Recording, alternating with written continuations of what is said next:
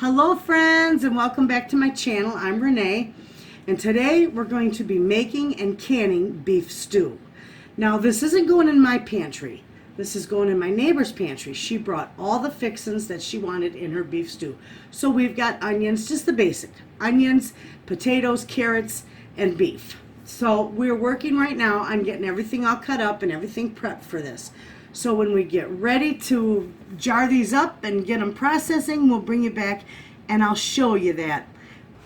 All right.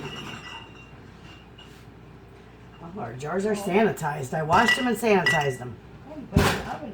I do it, yeah. Yep, I put the jars in the oven for about 15-20 minutes, about 220 degrees. On the low? Right on the, yeah. Yep. Yep. Okay, so now these are screaming hot. And I usually let them cool down because they don't have to be hot because we're packing raw food in them. But anyway, let me get a glove.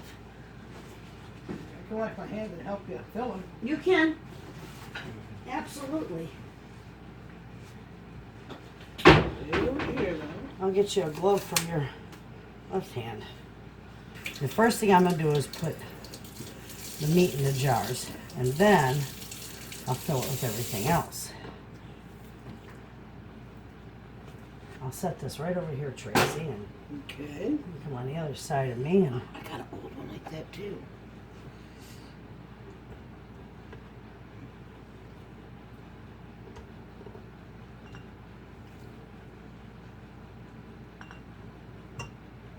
they're hot, so you got to be real careful. Okay. We're canning these for Tracy, for her pantry. This is going to be a nice addition to your pantry.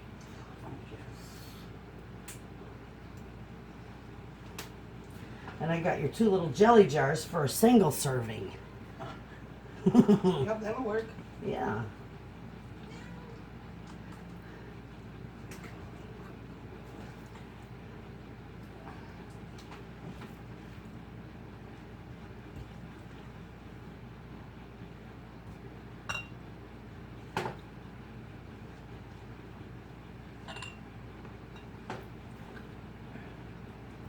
Okay, now that we could probably we could do that in a quart jar.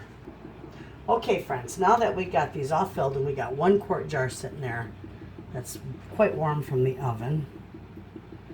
Let's see here. We're going to go ahead and start filling these with our veggies. So I just take and our veggies are all mixed up in here, so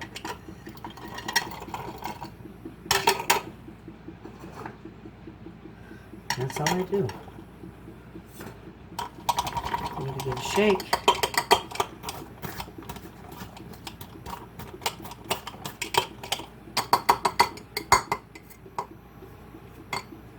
Okay, I probably could use a little bit more in there.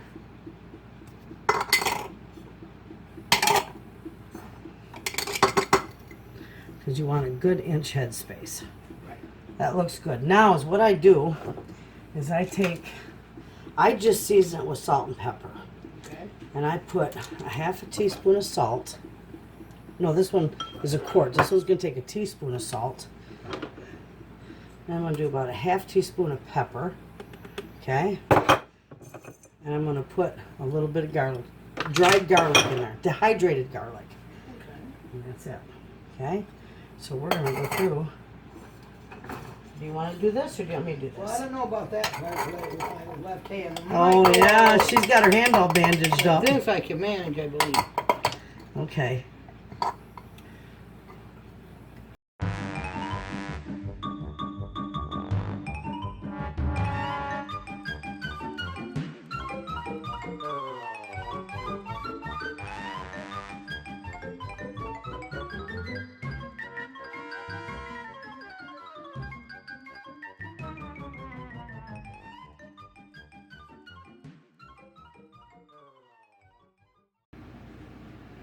Okay, now we're all set. Our water is heated up. It's hot, but it's not boiling. And we are just going to fill our jars to a good inch headspace.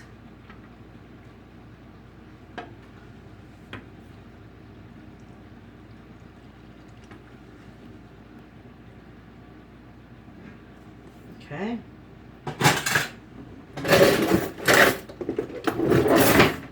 Okay, now I just take my stick here and I just bubble them, and that one's going to need a little more.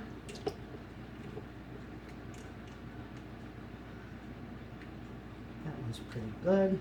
That one's good.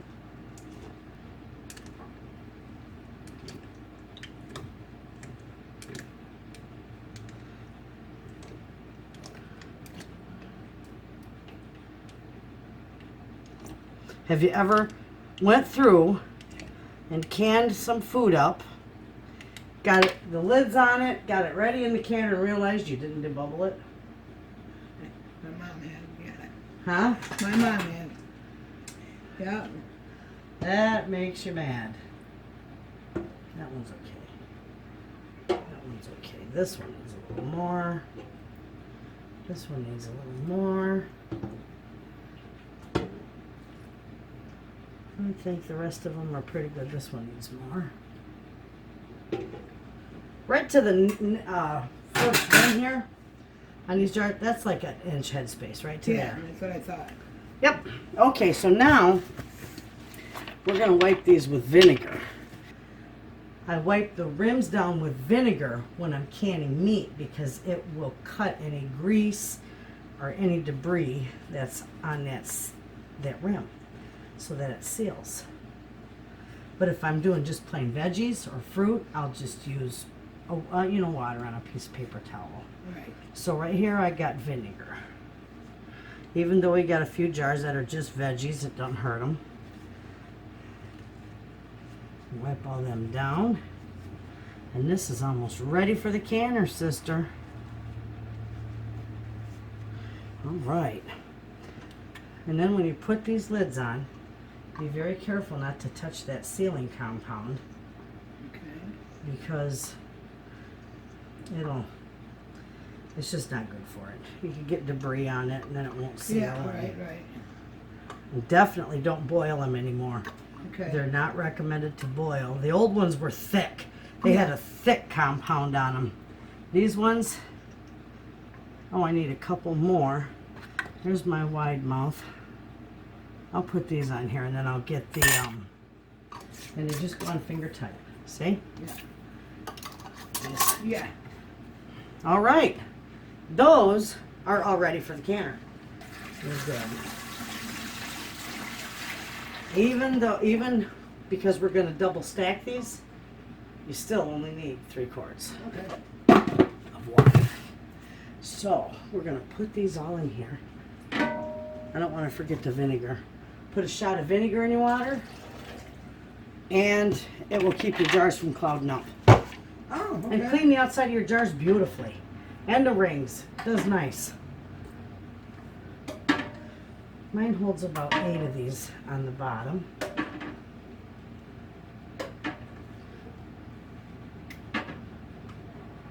Yep, 8 of them on the bottom. Okay, now I got this tray. Never double stack these without a tray. Right. And I've showed them that before. Let's get them up closer here so they can see what we're doing. Okay, I got them double stacked. I got a tray in between them. These can all go up here on top, and this is lovely. For one jar. Yep. All right, this is good. We are all set. That is a full canner, beautiful. We're gonna turn that on high. I don't cook with none of my pans on high, but I always turn my canner on high. Okay. Otherwise, it'll take forever for it to come up to pressure. This has got to spew. It's going to heat up in here, and this is going to start spewing steam. Now, it has to spew steam for 10 minutes, and that's what expels all the air from the canner. Otherwise, if there's air trapped in this canner, Yeah. it will never reach 240 degrees, Okay. and your stuff will not be shelf stable. Oh, okay. Safe. It won't be safe. You can't guarantee it. Right. Okay. So by doing that, They guarantee all the air's out of that canner. And then it can, because we got meat in there, so it'll get 240 degrees and you'll be good to go. So we're going to let this come up to boiling and let that spew for 10 minutes, and then we're going to put our jiggler on there, friends, and we're going to time it once it starts to jiggle for 90 minutes. No, 75 minutes. We got pints. 75 minutes, and when that's done, I'll bring you back and show you just how beautiful these turn out. Okay, friends, that, there's no pressure left in this. Open it up away from you so you don't get steam burn. Oh my gosh, this smells divine. Look at how nice those turned out. Isn't that beautiful?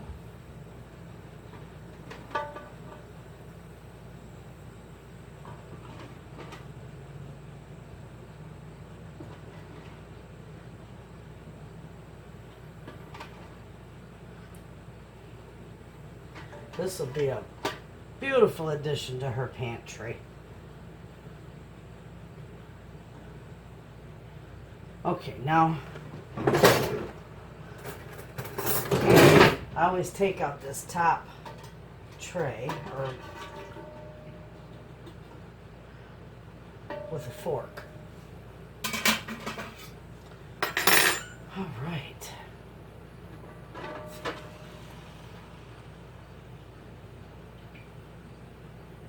That one had a little bit of siphoning. Probably because it's coming from the hot canner to the cool counter.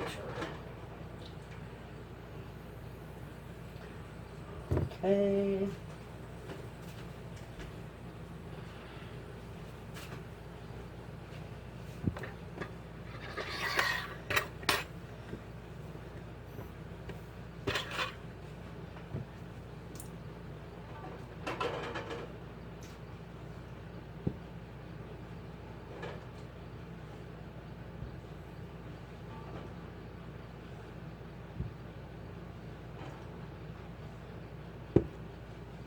All right, friends, that is how nice those turned out. Absolutely beautiful. So there you have it, friends. That's how you can beef stew.